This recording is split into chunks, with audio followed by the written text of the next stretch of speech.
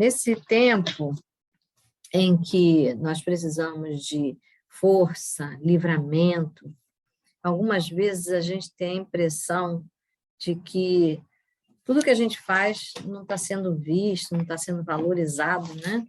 Porque nem sempre a gente vê esse retorno das autoridades do nosso país. Mas, quando a gente menos imagina, Deus vem com a solução. Então, eu quero refletir com você sobre o livro de Esdras, no capítulo 1. A nação de Israel, ela estava vivendo um momento muito ruim. Ela tinha se perdido, 10 tribos estavam extintas, e o pouco que restou tinha sido escravizado. Então, significa que o povo de Israel, pela segunda vez, tinha ido para o cativeiro, perdeu seu território, perdeu sua autonomia. Outro povo governando e passando por outras conquistas, e governa de novo, e saiu a Babilônia, agora entrava a Pérsia. E nesse troca-troca, a sensação que se tem é que nunca mais se verá a nação de Israel no seu território com autonomia. E quando se tinha perdido a esperança naquele lugar, Deus nunca perdeu a esperança, porque Ele é o dono da história. Então, Ele sabe o que faz. E a palavra de Deus diz, no capítulo 1, no livro de Esdras, diz que Deus fez cumprir a vontade dEle, do próprio Deus, sabe com quem? Com a pessoa que estava governando o território de Israel. Parecia difícil que o povo de Israel se juntasse, se unisse e voltasse a cumprir a vontade de Deus com todos os seus requisitos, porque os governantes anteriores espalharam os antigos moradores da terra de Israel para que não houvesse levante. Era assim a técnica deles de dominação. Mas agora, Deus usa o coração de um homem que não servia a Deus para reorganizar o povo de Deus na sua terra, no seu local. E esse era o primeiro passo para que a nação de Israel se colocasse novamente com sua autonomia. Mas o motivo pelo qual eles se espalharam não foi apenas um motivo político, um motivo de guerra, um motivo de conquista. Foi um motivo divino, porque quem dirigia a terra de Israel, o governo de Israel, era Deus. E no momento em que eles foram desobedecendo, no momento em que eles foram idolatrando, permitindo quebrar parâmetros de santidade, de orientação divina, eles simplesmente traíram o governo de Deus. E Deus, então, permitiu que eles fossem para o cativeiro. Mas Deus, ele não é um Deus que se esquece nem volta atrás. Deus disse que o povo de Israel é do coração dele, é o povo que carrega o nome dele, é um povo escolhido. Então, o projeto de Deus não se desfez. Por isso, Ciro, mesmo não sendo do povo de Deus, ele cumpre a vontade de Deus, porque Deus é o dono da história. E o povo de Israel aprendeu a lição de que não era tão bom ficar no cativeiro, e como era bom retomar a terra, retomar as ordens de Deus e se ajustar. E isso não se deu por motivações políticas ou acordos políticos na hora em que os líderes se entendem, mas, ao contrário, não houve negociação. O que houve foi a palavra de Deus no tempo certo se cumprindo. A Bíblia diz lá no livro de Provérbios, no capítulo 21, verso 1, que o Senhor Deus, ele tem o coração do rei em suas mãos, e ele move o coração do rei, assim como ele move o curso dos rios. E foi o que aconteceu. Então, é bom, antes de nós lermos aqui o livro de Esdras, no capítulo 1, que a gente faça uma lembrança, uma revisão. Quem é Ciro? Quem é o rei Ciro? Quem é esse que, nesse tempo certo, 70 anos depois do cativeiro, ele cumpre exatamente o que Deus disse, que o povo voltaria em 70 anos. Mas sabe, Deus é dono da história, e ele é dono do tempo, e ele é dono do espaço. Por isso, ele profetizou 150 anos antes de Ciro nascer. Veja que o nosso Deus, 150 anos antes de Ciro nascer, ele avisa o destino de Ciro, o que é que ele deveria fazer, como ele deveria se comportar. Aqui no livro de Isaías 44, do verso 26 até o capítulo 45, no verso 8, você tem a oportunidade de saber a proposta, o propósito de Ciro, que ainda não conhecia Deus, mas Deus tinha um propósito com ele. Então, o povo de Israel não estava perdido. E Ciro teve a oportunidade de conhecer o povo de Deus. Se Deus tinha um propósito com um homem que não servia a Deus, com o povo que serve a Deus, o propósito é natural que exista e se cumpra, porque Deus é fiel. Então, eu vou ler para você um trechinho do que diz. Eu digo a respeito de Ciro, ele é o meu pastor e cumprirá tudo o que me agrada. Digo também de Jerusalém, será edificada, e do templo seus alicerces serão lançados. Ou seja, Deus olhava para Ciro, um homem que ainda não conhecia Deus, servia outros deuses, como um pastor, ou seja, como alguém que obedece ao que Deus fala. E que ele reedificaria a cidade de Jerusalém e que ele recolocaria os alicerces do templo de Jerusalém que havia sido destruído. Então, como nós precisamos olhar e perceber que Deus iria reorganizar o seu templo, os seus objetos sagrados haviam sido retirados de lá, profanados com idolatria. Mas Ciro, o rei persa, era citado por Deus nominalmente. Que alguém diga que vai se levantar de uma pessoa, a gente consegue entender. Mas alguém com o mesmo nome, no mesmo ano, no governo, difícil, né? Você pode até ter alguém com nome escolhido e sabendo que tinha uma história e se dizer que é aquela pessoa. Mas no lugar certo, na autoridade certa, tendo conquistado uma nação que não era sua, e com o coração quebrantado, sendo flexível para Deus e cumprir a vontade de Deus, sem conhecê-lo, só o poder de Deus faz isso. E ele favoreceu a nação de Israel. Deus usa quem ele quer para obedecer o povo de Deus. Então, vale a pena ser povo de Deus. Vale a pena ter aliança, ter compromisso com Deus. Diz também a palavra que Deus chama o rei Ciro de ungido, um homem que não conhece a Deus. Diz assim: Ciro, a quem tomo pela mão direita, para submeter as nações diante dele, para desarmar os reis e para abrir diante dele os portões, que não se fecharão. Eu irei adiante de você, endireitarei os caminhos tortuosos, quebrarei os portões de bronze e despedaçarei as trancas de ferro. Darei a você os tesouros escondidos e as riquezas encobertas, para que você saiba que eu sou o Senhor, o Deus de Israel, que chama pelo seu nome, por amor do meu servo Jacó e de Israel, meu escolhido. Eu o chamei pelo seu nome e lhe dei um título de honra, mesmo que você não me conheça. Que amor é esse que chama alguém que não conhece, lhe dá honra, riqueza, abre a autoridade na mão dele. E ele diz: eu estou te dando tudo isso porque eu tenho compromisso com o povo de Jacó, com o povo de Israel.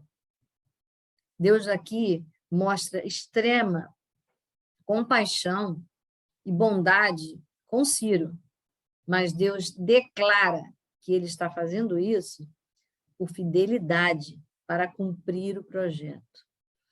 Alguns historiadores dizem que Ciro, ao ouvir isso, ficou tão constrangido, tão impactado, que ele conhecia esta promessa e, de boa vontade, cumpriu esta promessa. O interessante é que, verdadeiramente, Deus toca em Ciro. Agora sim, a gente pode ler no livro de Esdras, no capítulo 1. Diz assim: no primeiro ano do reinado de Ciro, e isso acontece 150 anos depois da profecia. Portanto, nós estamos falando de um espaço muito grande temporal. Diz que o rei da Pérsia, e para que se cumprisse a palavra do Senhor, por boca de Jeremias, o Senhor despertou o espírito de Ciro, rei da Pérsia, que ordenou que proclamasse em todo o seu reino e se pusesse por escrito o seguinte. E Ciro, então, passa a escrever, proclamar e fazer que se cumprisse a sua vontade da seguinte forma, que todo aquele que fosse dos arredores de Jerusalém e que tivesse compromisso com Deus, que subisse a Jerusalém para levar ofertas, levar ouro, prata, levar seu gado e oferecesse, reorganizasse a casa de Deus e oferecesse sacrifício ao Senhor. Mas ele usa de uma palavra, ele diz, aquele que dentre vocês for seu povo e que esteja com ele, suba a Jerusalém para fazer isso. Era preciso que aquelas pessoas tivessem consciência de que elas tinham compromisso com Deus. Mas ele dá essa ordem, ele chama a convocação às pessoas que tinham consciência. Sabe como é que ele começa o seu pronunciamento para dizer tudo isso? Ele usa da sua autoridade, mas não só da sua autoridade de rei. Ele usa da autoridade que Deus investiu nele. Ele diz assim, o Senhor Deus dos céus me deu todos os reinos da terra e me encarregou de lhe edificar um templo em Jerusalém, que fica em Judá. Esse homem que não conhecia Deus, sabia que ele era chamado e convocado para uma obra específica, permitir que o povo de Deus reorganizasse a sua vida religiosa, a sua vida de relacionamento com Deus e prestasse um culto. E ele não tinha nada a perder. E por isso ele cumpriu. Porque se havia um Deus que o abençoava, um Deus que favorecia, qual era o mal para ele? A mentalidade dele era essa. Mas a mentalidade do povo de Deus era outra. A mentalidade do povo de Deus era resgatar compromisso com um Deus que separou, que chamou, que é o nosso Deus, o Deus eterno, que traria daquela cidade, de Jerusalém, daquele lugar ali de Israel, de onde o templo estava, ali naquele panorama, o Messias ia se manifestar. E ele viria da tribo de Judá. Então, era necessário que ele permitisse que o templo em Jerusalém, que fica em Judá, se levantasse. Porque Jesus, anos e muitos anos depois, iria cumprir a sua promessa. Então, tudo tinha que estar funcionando. E Deus, então, traz do cativeiro o povo para reorganizar a cidade. Deus mostrou extrema bondade com Ciro, se revelou a Ciro, abençoou Ciro, começou por abençoá-lo, para depois ele entender quem era Deus, para favorecer o povo de Deus, que é Israel. Então, Deus faz a mesma coisa comigo e com você. Ele derrama as suas bênçãos sobre quem o conhece e sobre quem não o conhece. Deus é bondoso, é misericordioso, mas nessa noite eu quero dizer para você, ele chama você de amigo, ele chama você de filho, ele divide o seu reino, ele chama daquele de escolhido. Então, como é bom a gente estar nessa categoria, mas para isso é necessário ter aliança com Deus. E essa aliança se faz hoje, no nosso tempo, através da pessoa de Jesus Cristo, reconhecendo que esse Deus amoroso cumpriu, ele trouxe o Messias e que demonstrou o seu amor, a sua graça, morrendo e ressuscitando por nós ali na cruz. Então, Jesus, o próprio Jesus disse, no livro de João, no capítulo 15, no verso 15, já não chamo vocês de servos, porque o servo não sabe o que o seu senhor faz, mas tenho chamado vocês de amigo, porque tudo o que ouvi de meu Pai, eu lhes dei a conhecer. Ciro, essa é a diferença. Sabia o que Deus tinha preparado para ele, porque Deus o revelou. Mas os discípulos, os filhos de Deus, os que têm aliança e compromisso com Deus, os que confessam Jesus como Senhor e Salvador, a Bíblia diz que não são mais servos, não cumprem apenas uma ordem de Deus e um papel na terra. Não desempenham apenas uma função. Essas pessoas, Deus quer de perto. Deus dá tarefas para mim, para você, para cada um de nós, e a gente colabora com a difusão do reino de Deus, porque é a ordem de Jesus, mas ele garante que o que você desfruta com Deus na terra se estende à eternidade, onde ele deseja e quer você como filho, como amigo, e tudo dá a conhecer. E hoje nós temos possibilidade de conhecer os projetos de Deus porque nós temos a palavra que ele deixou escrita e testemunhada e comprovada. Porque ele deixou o sangue de Jesus derramado na cruz para que recebêssemos o Espírito Santo, que é de Deus, que é o Espírito Santo de Jesus habitando em nós. Por isso temos a mente de Cristo, por isso temos ciência dos projetos de Cristo, por isso, quando entrarmos no céu e partirmos dessa terra, o reconheceremos. Por isso, nós desfrutaremos daquilo que Deus falou sobre a terra e sobre os céus. O nosso pacto e a nossa aliança com Deus não é só aqui nessa terra, atendendo uma oração ou outra que nós fazemos, mas é desfrutando daquilo que a gente não viu e nem imaginou que está preparado no coração de Deus.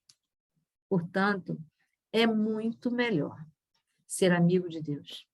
É muito melhor ser filho de Deus. É muito melhor não só ser apenas o escolhido de Deus, mas voluntariamente nós decidirmos corresponder à aliança de Deus. E é isso que eu quero convidar você hoje. Vamos orar? Vamos ter essa oportunidade de dizer isso para Deus? Como é bom ter um Deus que nos convida a mais do que podemos imaginar, mais do que os nossos olhos enxergam. Como é bom saber que Deus não faz acepção de pessoas. Ele se revela, ele promete, ele cumpre até com quem não o escolheu. Isso é bondade. Não é um Deus que troca, é um Deus que com graça dá. Por isso ele nos entregou Jesus. E por isso, se você quer fazer uma aliança com Jesus, hoje é a sua oportunidade. Confessar Jesus como Senhor e Salvador, reconhecer e se arrepender, e receber dele essa amizade para sempre, essa filiação. Amém? Deus, nós queremos te agradecer, porque o Senhor nos chamou, porque o Senhor nos amou, porque o Senhor nos escolheu. E há muito tempo, Senhor, quando o Senhor formou o povo de Deus ali em Israel. Muito obrigada, porque através de Jesus Cristo, Senhor e Salvador, ressurreto, que nos cobriu com seu perdão, nos deu possibilidade de hoje nós nos arrependermos, e nós queremos nos arrepender de todo o tempo em que nós decidimos a nossa vida com as nossas próprias lógicas, e nos curvamos e deixamos a nossa lógica diante de Ti, para receber a Tua orientação, os Teus preceitos, e receber de Ti o perdão pelos nossos pecados, e assim, com a Tua força, cumprir a Tua ordem, com o Teu amor, amar as pessoas, com o teu perdão, perdoar as pessoas. É no nome de Jesus que nós queremos te agradecer, porque o Senhor nos chama mais de servos a cumprir um papel, mas o Senhor nos faz servos, filhos teus, amados teus, amigos teus. Muito obrigada pela presença do Espírito Santo na nossa vida, concedida por Jesus Cristo. É assim que nós oramos, no nome de Jesus. Amém.